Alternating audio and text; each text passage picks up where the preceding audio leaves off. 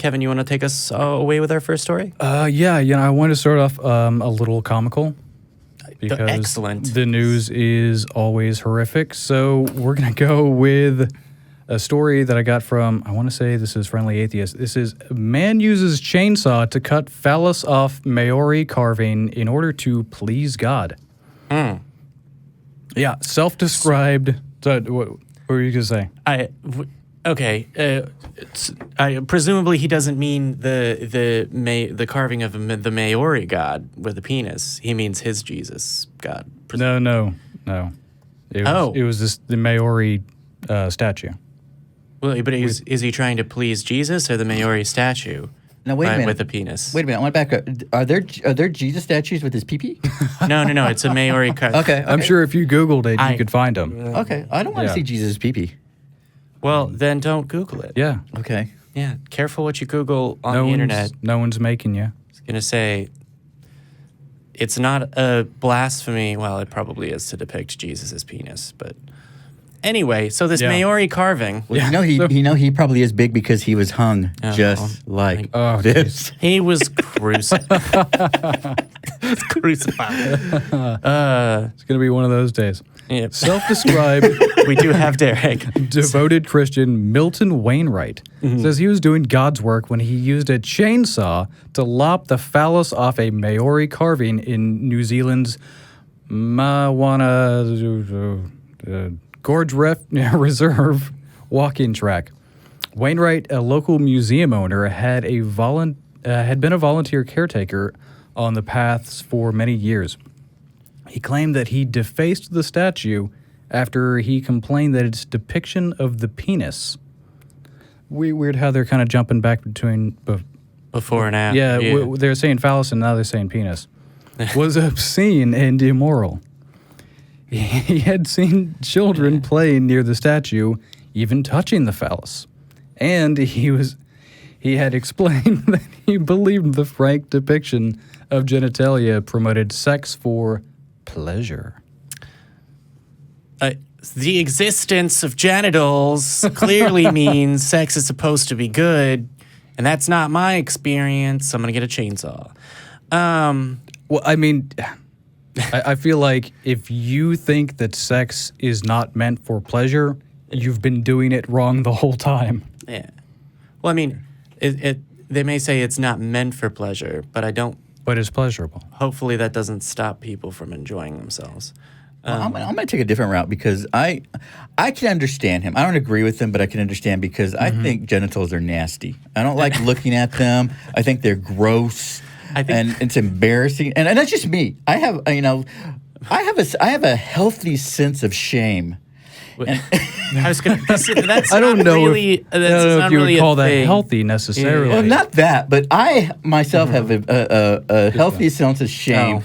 Like have you been to that rock store that's right off of I-35?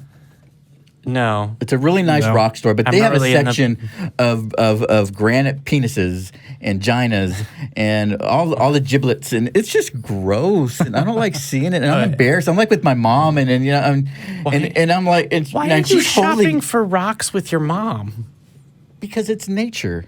Okay, all right. But it's like everything she's is nature, but the genitalia. Huh?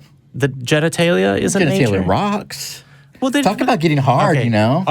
Are the rocks nature or not? Not these, because they're fashioned into the penis, and it's it's really big and thick and hard, and I don't want to see her holding that. That's nasty. So they're quartz. They were pink too. I thought. Okay. Anyway, you said they were granite. But the skull ones were cool. I like those. The skull. Okay. That's not nasty. The skull bone is not nasty.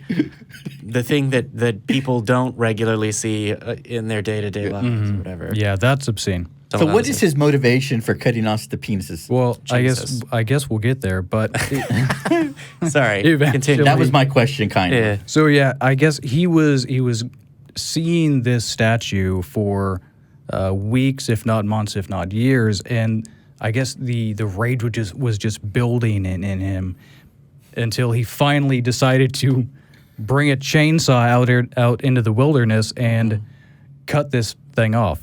You know what I would have recommended it? He just install a grinder on his phone. That probably could have worked, yeah. Yeah. So or stop going down that path. But bless his heart. I was going to say, so remember to send this article to Hector Garcia in case he decides to write a second book. Yeah. So he did complain to multiple people. His complaints were completely ignored by everyone except the mayor, who told him to leave the statue alone.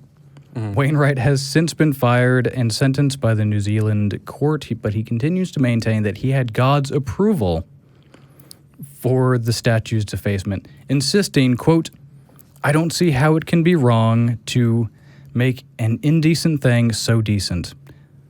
And there's a quote, "He who doesn't stand for something will fall for anything. I stood for decency in public places." What a jackass. Can I ask a question? It's frustrating that like a clever turn of phrase makes people feel like they've thought through the entirety of an idea. Can I ask a question? Yeah. What happened to the penis?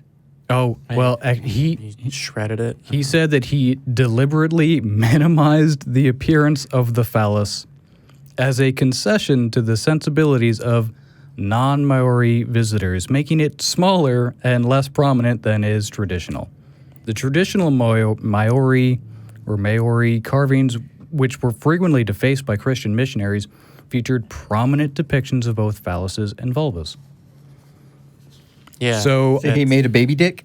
yeah. He shrunk that thing down. Let me see if I can understand this. He chopped it off with a chainsaw, and then he went in there and resculpted a penis, another penis. No. No, I think he just made it shaved littler. it down to He size. just lopped off like half or 3/4 of it. I think he was just feeling self-conscious, honestly.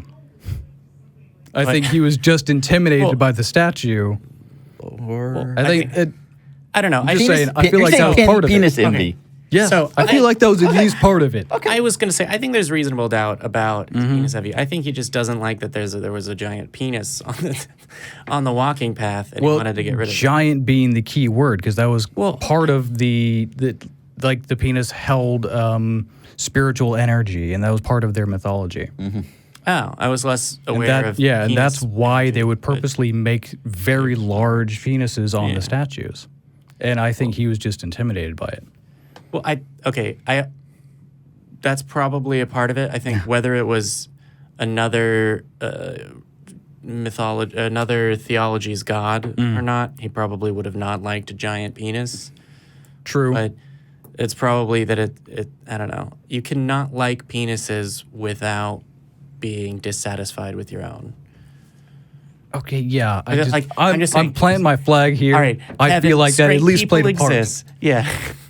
yeah. Well, hey, Can't like penises. What? No. It is possible for a person who is perfectly satisfied with their own penis to not like giant depictions of penises in public spaces, I think. Well, yes, but this was a hiking trail that was specifically, it was part of public property that was meant to teach visitors to the area about the local culture. I agree. I mean, I'm not justifying his action. I'm just saying we can't So necessarily you're saying assign that the his statue motive. did not have a healthy sense of shame. It did not. Okay. Well, at least not according It was to out to there. him. Yeah, well, it's not. But I but feel like the religious context, freedom allows them to put whatever they want on the statue. Now, where are the birds going to land? I feel like the context matters here, though. The context here matters, yes? Yeah. We're moving right along from bird penises. Or penis. Well, I'm penises, concerned birds on about penises. my fellow brethren fowl. You're, God damn it's just your last name, brah. You can't fly. The point is, I can perch. The point is, as you were saying, Kevin. The point is cut in half at this point, because this guy was insecure. That's what I'm saying. I second that. I don't know. I think he just is Jesus. Well, yeah. And the ruling from the court of the non-prophets is 2-1. Yeah. Well, this also speaks to a lot of Christian privilege, too, because he felt that, he was God ordained and allowed to deface this statue that is a representation of a different religion than his own. And Well, you see similar fuck that stories. religion. That religion doesn't matter because it's not mine. You see similar stories of in like Midwest America where people are doing that to pagan type of. I think there was she got arrested. I think it was for the satanic monument. Well, basically, there was a pagan type of or satanic monument that was put up, and she defaced it, saying that Jesus, religious. Oh yeah. Christian can deface any other religion's monument or deface their church in any way or their gravestones in any way. And it's a blip on the radar. But if anything happens to a Christian church or monument or whatever, it's going to be, it's going to be front page. Yeah, they're coming for you. Yeah, they're going to talk about it on Fox for the entire week at least. Yeah. Or One America News. Oh boy, if you want to have nightmares. It's Fox on steroids. It's Fox on Jesus roids. Jesus roids. I watched less than half an hour of that on the way back from one of our conventions, and I was like, wow, I didn't know that all of the Muslims in the world were trying to kill all of Christian Western civilization Jesus. How could you not know that, Jamie? I hadn't been watching Propaganda News 1 or whatever it is. Because you're a sheep. No, but the sheep are good in the flock of the Lord. Yeah. Et cetera, et cetera, et cetera. If a book refers to you as a sheep, chances are it was written by a wolf. Ooh, that's a shirt. Ooh, that is an excellent shirt, actually. Yeah. I would buy that shirt. Yeah. So, that was... that was a penis.